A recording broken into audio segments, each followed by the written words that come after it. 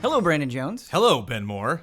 I recently got to go to San Francisco to play some Assassin's Creed Origins. Very, very cool. Yeah, my history with the Assassin's Creed franchise has been very up and down. I was a huge fan after AC2. I actually really liked AC1 as well, and then I played Brotherhood and Revelations. That's the name of that, right? Right. Played that, and then really fell off after that. Oh, no Black Flag. No, I played a little bit of Black Flag. Like I dabbled with it afterwards, but I wasn't as dedicated as I previously was with the prior Assassin's Creed games. And so Syndicate was something I dabbled with, and I thought that was pretty fun. And so I'm kind of in a prime spot for Origins. They've taken some time off. I hear they're making big changes. I got to play it. I got to see that they were making big changes. And I walked away not sure how to feel. Okay. We've got some good things and then some concerning things, and I kind of want to get your thoughts on it as somebody who is very familiar with Assassin's Creed and knows what's up. The first thing I want to say is what I mentioned previously. Things are different. Things are definitely different.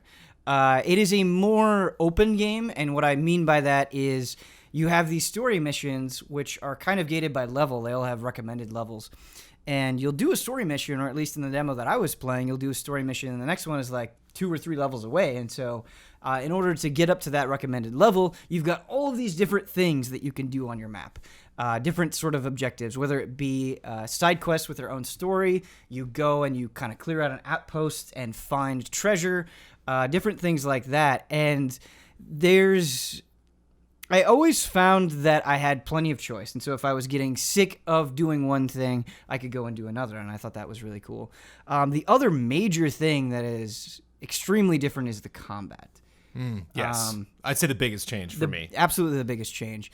And the way that the combat has changed is you get loot, and all of these different weapons are pretty dramatically different from each other. I started with like a pretty cheap sword, and then I got twin daggers, which were excellent, and then I got a giant warhammer, and you have multiple types of bows, and all of these different types of weapons have different effects. Like the twin daggers were extremely fast. They didn't do a lot of damage, but they built up this super meter essentially very, very quickly. And building up that super meter, you could dive on the guy and stab him in the face. Okay, cool. And you have this big skill tree where you can build up that meter even faster. You can chain that attack for even longer.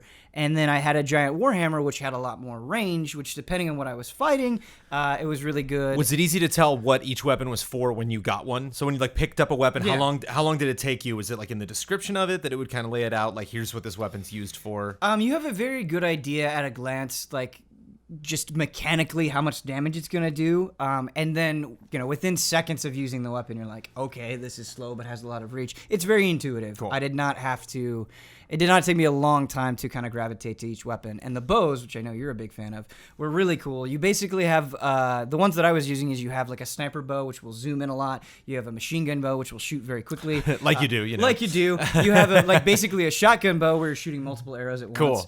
Cool.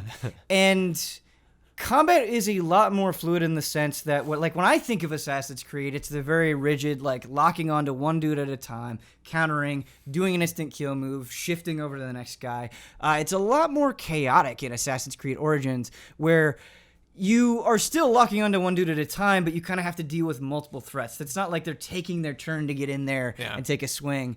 And you have a parry, which you can use to time right and then capitalize on it. And so I would kind of get into this rhythm depending on what I was fighting. I fought a lot of giant hippos.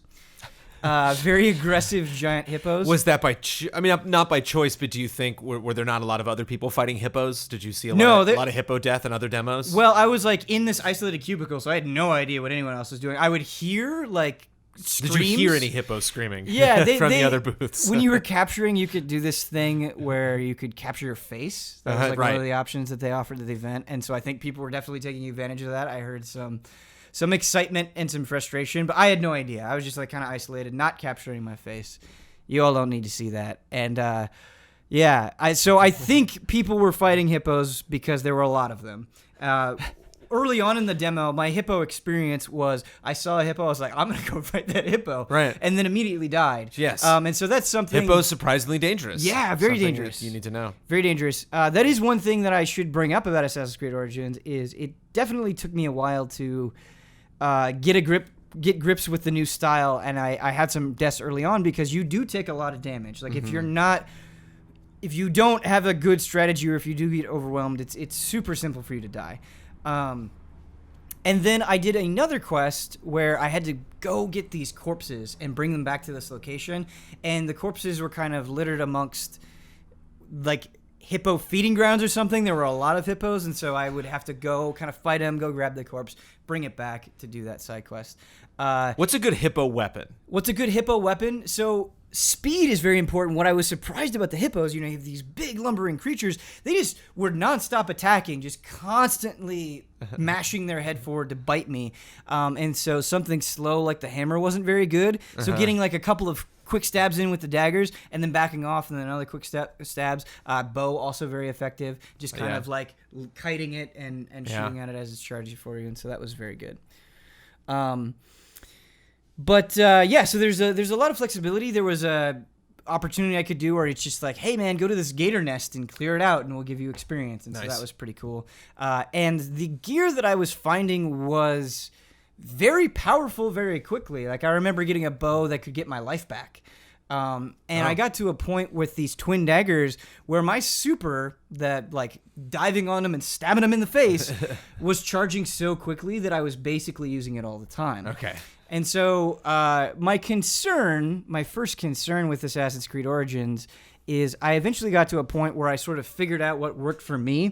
Stabby, spam super. And what was once very, very difficult became too powerful. I felt like nothing could... Just in the span of a demo. Just in the span of a few hours playing the game with the demo. And the other thing is because I got so powerful with combat, because I had all these different types of bows, because I had all these different types of weapons that I was finding ways to exploit, I didn't have any reason to stealth, really.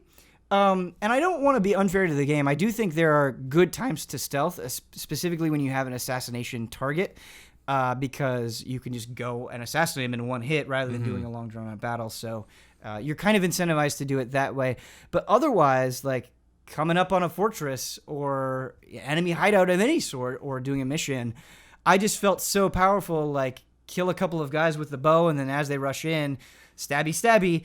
Like, why sneak? It's not that you can't do it. It's not that it isn't effective. But because of all of these options, I just felt less incentivized to do that.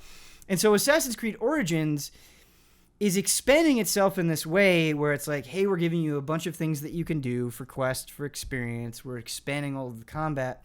And I don't think it's doing these things badly, but I think it's kind of losing what I remember Assassin's Creed being. Do you remember Assassin's Creed being difficult? Because that was often a criticism that I've heard many times when brought up about the franchise is that like this isn't that hard. That like Sure. I remember I think Shane reviewed a lot of them back at GT. I remember that was kind of the tone and a lot of the game trailers reviews. Yeah. The Assassin franchise was like once you get the swing of it, it's kind of more of a about flair kind of and style, than really like crazy Ninja Gaiden Souls-esque difficulty. Right. But this seems like kind of a step in that direction. So I wonder if this was maybe the demo. Like you said, you got some cool, powerful weapons, and I wonder if that's wanting you to get those cool moments. We're recording you. We want that session to be like, whoa, this new weapon I got or this new armor, I'm so much stronger now. Whereas I wonder if it's going to be paced out better in the full thing. Brandon, you bring up a really good point. I've never considered Assassin's Creed difficult. I don't think they're meant to be. I think you're meant to feel cool as an assassin.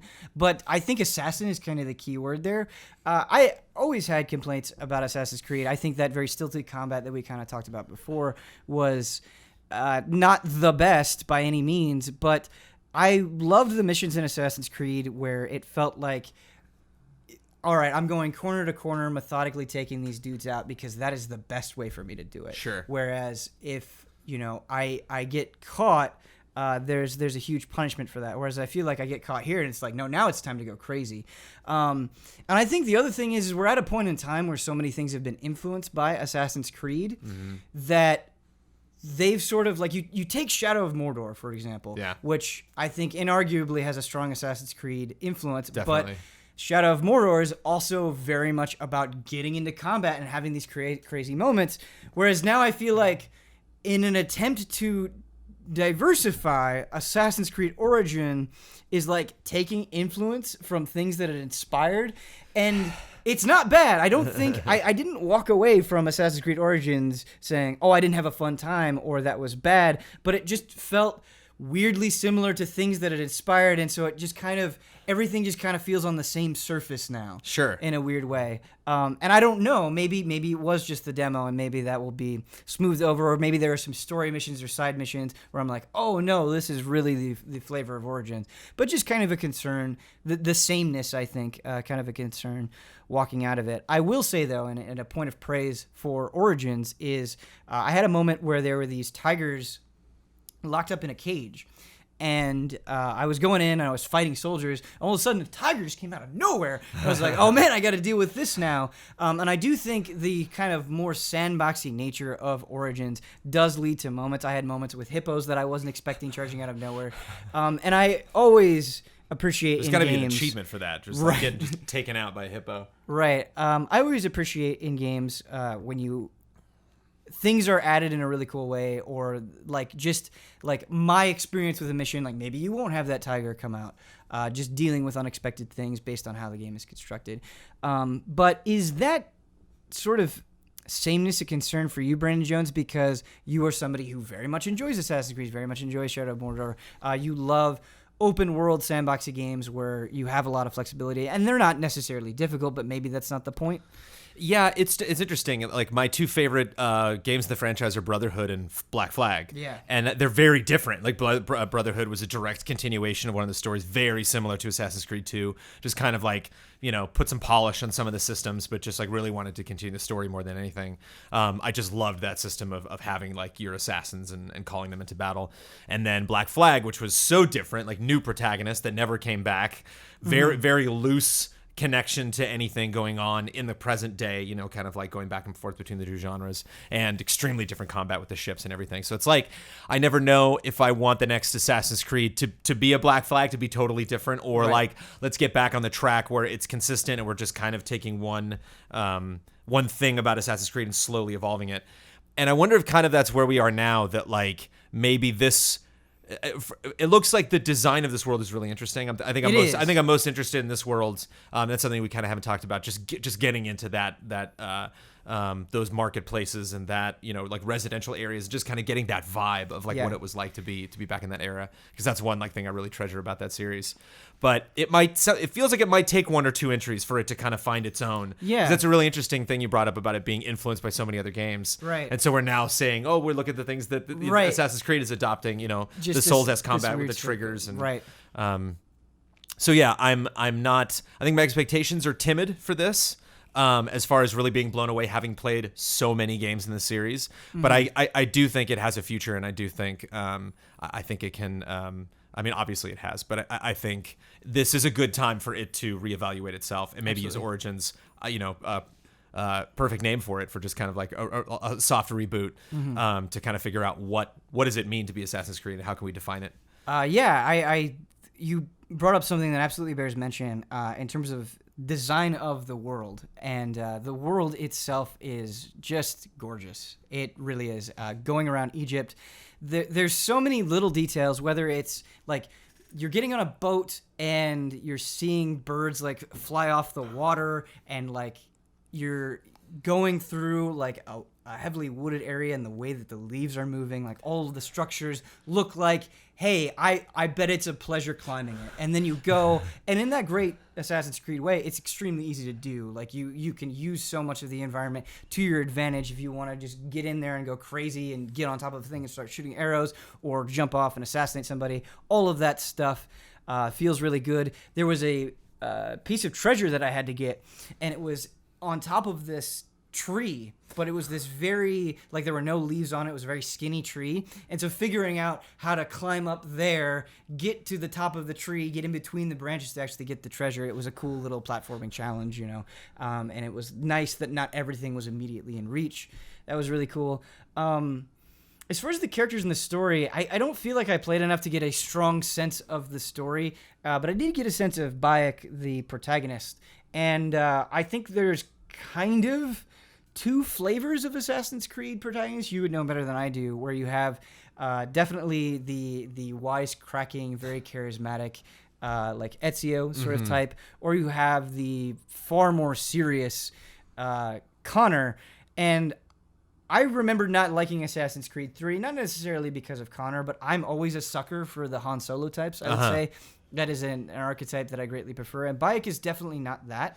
It's very clear that he cares a lot about what he's fighting for. It's very clear that he is no nonsense. He doesn't take crap from anybody. He's into protecting people. He will see through your BS, which I don't think is bad. I don't think that's a wrong path for that character to go. But I think when you make a character like that, where they're not so much cracking jokes, then the story that you're telling has to be convincing. If it's like, okay, if he's really caring about what he's doing, then I also need to really care about what he's doing. Yeah.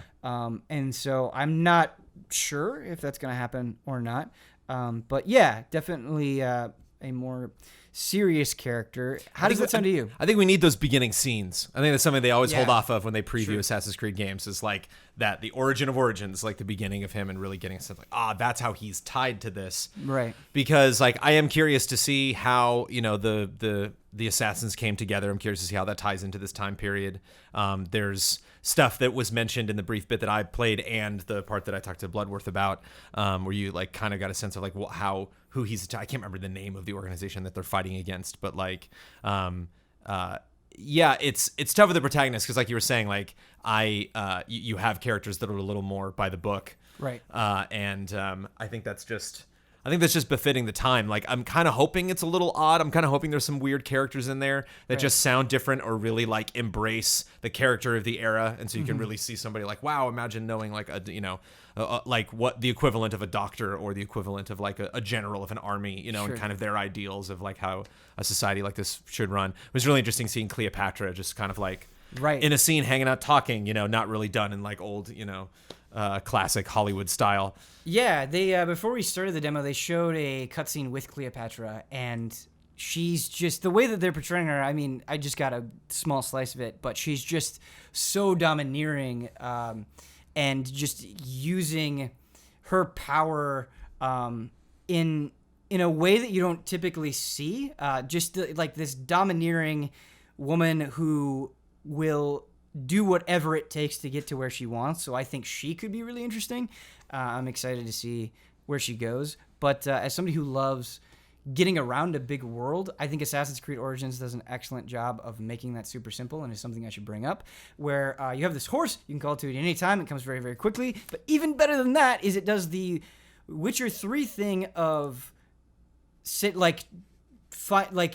getting on a path, getting on a road, and then just going there. But you can set any marker, and it will create a path, and you will go there, and it's very, very good about it. Where you can just get on, set your path, hit the button, and your horse is going. The boats, like, you have these rafts with these sails on them. You can just get on them very easily, move. I didn't notice, like, any performance issues. It was just, like, very easy to get around anywhere I wanted. Not a problem at all. So that was cool. And you also obviously have fast travel of like the Eagle places that you go and check out. Speaking of Eagle, the Eagle is more prominent, I would say, in Origins than it has been, at least in a mechanical aspect, where you can go now and at any time you just hit a button on the D-pad. You're flying around as the Eagle. You can mark targets. Yep. There are quests that you can do where it's like, hey, find this important thing. And so the thing that you need to do is use your Eagle. And a circle will appear, and you want that circle to get smaller, and then when it does, you'll find the item. And so that's really cool. And switching between the Eagle and Bayek was really, really easy. So, yeah. Just situational awareness is really important in that game, and it's great to appreciate the environment, just to like get up that high and look around and kind of see the world, especially if you're in a brand new place. Yeah, way better than, as much as I love the towers, like way better to just kind of throw up and see it that way. Right. Yeah, definitely. And I would say the ultimate message that I have from Assassin's Creed Origins is I have a little bit of skepticism. Like, okay, these new things that they're doing aren't necessarily bold in general, but they are bold for Assassin's Creed. And I think that is an exciting step where you have a series with so many games that like maybe like you said, this isn't the knockout of the park, everybody loves it Assassin's Creed 2 game, but it is certainly a step. It is certainly them shaking things up, and maybe whether or not this one is great, I don't know, but it potentially sets up even more exciting things in the future. Sounds like we're ready for the game. Yeah, we are ready. We are ready. Sounds like it's time. Yeah. Do you have any other concerns or any other points of praise that I didn't bring up as somebody who's also No, played it's the just game? it's interesting because you say like there's much less room for stealth, and maybe that's where the series needs to go. I don't know. I mean, I'd be curious to. Certainly, I enjoy those points in these games. Your Shadow of Mordor, any open world game. I love that point where you just get obscenely powerful. Even something like Zelda, which makes it very difficult because all your weapons keep breaking. But I certainly enjoy that part. It's just a question of how, like I think long term, I think is the big question now. It's kind of like, what is our long term investment in the story, especially with this new character in this new era? How difficult is this game going to be in the long term? Yeah, I think it's important with any series to not just have something for the sake of it. Like, that's a poor way of saying it, but like it's easy to write that headline, it's easy to make that statement in a review, like, oh, you don't need to stealth as much, therefore it's automatically bad. I think you can jump to conclusions like that in a bad way, where it's like, yeah, you have more options and maybe you don't need to stealth as much, but the things that they replace it with are equally exciting, or they do cool things or new ways of challenging you. And that could be good. You're right. Maybe this is the step that the series needs. I guess my criticism was it's not bad that it's opening up, but the ways that it's opening up, they have to make sure those are interesting or distinct in some way, or add something specifically to Assassin's Creed. I guess was my criticism. But that's it for me, Brandon. I hope you guys got kind of a good overview of where my headspace was, the good and bad with Assassin's Creed Origins. But I'm definitely going to play through it. I think that is another thing that I should say is I was interested enough in what they were selling that I do want to see it through to the end. Beautiful game. Can't wait. Yeah, very beautiful game. Jumping in on Assassin's Creed, and I've been away for a while. So thanks, Brandon. Thanks, man. Thank you, guys.